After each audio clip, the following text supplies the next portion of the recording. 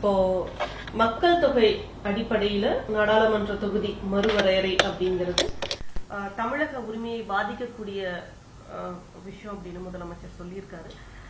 இது எந்த வகையில தமிழ்நாட்டை பாதிக்கும்?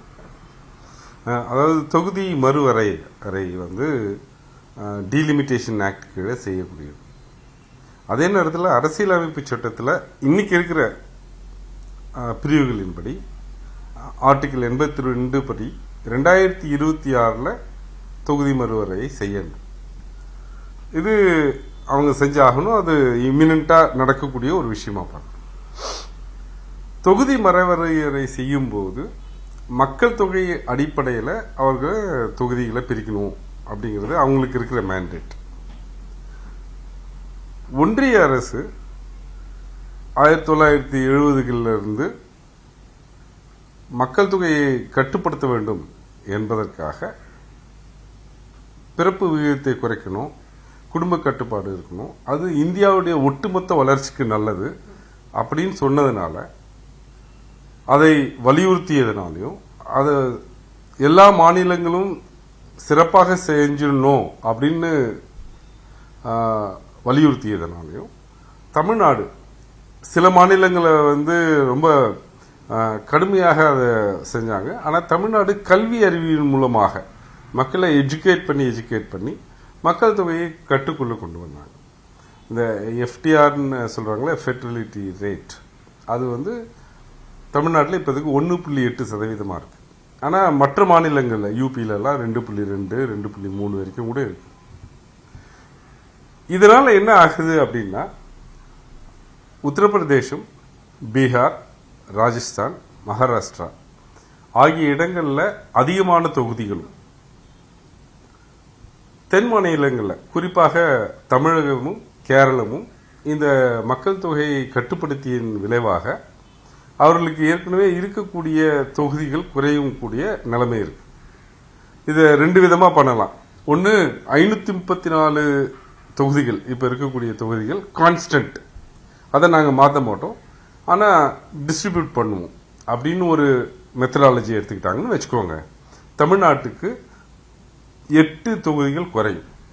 534 வச்சுக்கிட்டு இப்ப இருக்கிற மக்கள் தொகை இதுல விகிதாச்சாரப்படி பண்ணா தமிழ்நாட்டுக்கு 8 தொகுதிகள் குறையக்கூடும். உத்தரப்பிரதேசத்துக்கு 11 தொகுதிகள் கூடுதலா வரும், பீகாருக்கு 10 தொகுதிகள் கூடுதலா வரும், ராஜஸ்தானுக்கு 6 தொகுதிகளும், மத்திய பிரதேசத்துக்கு ஏறக்குறைய 4 தொகுதிகளும் அதிகமா இருக்கும். இன்னொரு மெத்தடாலஜி இருக்கு. இல்ல நாங்க வந்து மக்கள் தொகைக்கு ஏற்ற மாதிரி தொகுதிகளை அதிகப்படுத்திடுறோம் அப்படின்னு ஒரு மெத்தடாலஜி. அது இப்ப புதிய நாடாளுமன்ற கட்டிடத்தில் பாத்தீங்கன்னா நீங்க எல்லாரும் பார்த்திருப்பீங்க, மக்களவை லோக்சபா வந்து 534 எம்பிகள் இருந்தால் கூட 840 பேருக்கு உட்கார மாதிரியான ஒரு அமைப்பை ஏற்படுத்தினாங்க. அதாவது என்னன்னா 838 எம்பி வரைக்கும் இதை இன்க்ரீஸ் பண்றதுக்கு, அதை அமர வைக்கக்கூடிய அளவுக்கு ஒரு அவையை கட்டி வச்சிருக்காங்க. அப்ப 838 தொகுதி வந்துருச்சு அப்படின்னா அதனுடைய அது 2வது வகையில் என்ன ஆகும்னு பாத்தீங்கன்னா, தமிழ்நாட்டுக்கு 10 தொகுதி அதிகமா வரும், 39, 49 ஆகும். ஆனா அதே நேரத்தில் உத்தரப்பிரதேசத்துக்கு 63 தொகுதிகள் அதிகமாக வரும், பீகாருக்கு 39, அப்புறம் ராஜஸ்தானுக்கு 25, மத்திய பிரதேசுக்கு 23. ஏறக்குறைய ஒரு 100-110 தொகுதிகள் இந்த 4 மாநிலங்களில் மட்டும் அதிகமாக எடுத்துக்குவாங்க. அப்ப மத்தியில் ஆட்சி அமைக்கக்கூடியவர்கள் யார் என்பதை தீர்மானிப்பது இந்த 4 மாநிலங்கள் தான். முதல்வர் 2026 வரப்போகுது. ஆனால் இது முன்கூட்டியே உணர்ந்து, இது திமுகவோட பிரச்சனை இல்ல, தமிழகத்தோட பிரச்சனை, தமிழகத்தோட பிரச்சனை இல்ல, தென் மாநிலங்களோட பிரச்சனை, குறிப்பாக யார் யாரெல்லாம் குடும்ப கட்டுப்பாடை தேச நலன் கருதி சரியாக செயல்படுத்திய மாநிலங்களுக்கான பிரச்சனை என்பதை எடுத்து வச்சிருக்கிறார்கள். நான் அந்த இந்தி திணிப்பையும் இந்தியை அவர்கள் வலியுறுத்துவதையும் இதையும் 2 வெவ்வேறு விஷயமா பார்க்கல, 2 ஒண்ணுதான். அதனுடைய தொடர்ச்சி தான் இது. இந்தி திணிப்புடைய தொடர்ச்சி தான் இது. ஏன்னா ஹிந்தி ஸ்பீக்கிங் மாநிலங்களுக்கு வந்து பாத்தீங்களா நாங்க ஹிந்தியை வந்து எங்க கொண்டு போறோம்னு சொல்லிட்டு அங்க 140 சீட்டு இன்க்ரீஸ் பண்ணாங்கன்னா எப்போதுமே தேர்தல் முடிவுகளை அவர்களுக்கு சாதகமாக அமைச்சுக்கலாம்.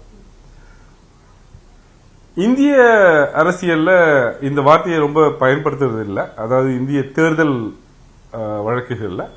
ஆனா அமெரிக்க ஜனநாயகத்தில் ஜெரிமேண்டரிங் அப்படின்னு ஒரு வேர்டு உண்டு. அதாவது இந்த தொகுதி வரையறையை வந்து ஒரு கட்சிக்கு சாதகமாக மாற்றி அமைக்கக்கூடிய அளவில் தொகுதிகளை மறுசீரமைத்தல், அது ஜெரிமேண்டரிங் அப்படிம்பாங்க. ஜெரிமேண்டரிங் இது வரைக்கும் இந்தியாவில் மிக பெருசா நடந்ததில்லை. இருந்தாலும் கூட தமிழகத்தில் இருக்கிற டிஸ்ட்ரிக்ட் முனிசிபாலிட்டிஸ் ஆக்ட்ல அந்த வேர்டு யூஸ் பண்றாங்க. நம்ம மாநில தேர்தல் ஆணையம் வந்து தொகுதிகளை அமைக்கும் போது ஜெரிமேண்டரிங் பண்ணக்கூடாது அப்படின்னு சொல்லி ஒரு சட்டப்பிரிவு இருக்கு. இப்ப அவங்க பண்ண போறது ஜெரிமேண்டரிங், அதாவது ஒரு குறிப்பிட்ட மாநிலங்களுக்கு அதிகமான தொகுதிகளை கொடுத்து அவர்களே எப்பவுமே ஜெயிக்கிற மாதிரி வைக்கிறது ஒரு தேர்தல் வியூகம். வியூகம்ன்றதை விட தேர்தல் தில்லுமுள்ளு. அந்த தேர்தல் தில்லுமுள்ளு அவங்க செய்யறதுக்கு எல்லா முனைப்புகளும் எடுக்கிறாங்க. அதை முன்கூட்டியே தவிர்க்கணும். இது வந்து மாநில உரிமைகளை பாதிப்பது. குறிப்பாக ஒன்றிய அரசு சொன்னதை நம்பி இது இந்தியாவுக்கே நல்லது அப்படின்னு நம்பி மக்கள் தொகை கட்டுப்பாட்டை வந்து கொண்டு வந்ததுக்கான தண்டனையா இதை நாங்க பார்க்கிறோம். இது மாநில மக்களுடைய உரிமைகளை மிக வெகுவாக பாதிக்கும். இப்ப சொல்ல போனா 39 எம்பி இருக்கிற இடத்துல பட்ஜெட் கூட்டத்தொடரில் பட்ஜெட் குறித்தான பேசும்போது நமக்கு அத்தனை பேருக்கு வந்து எவ்வளவு நேரம் கொடுப்பாங்க அப்படின்னு பாத்தீங்கன்னா 20 நிமிஷத்திலிருந்து 25 நிமிஷம் வரைக்கும் கொடுப்பாங்க.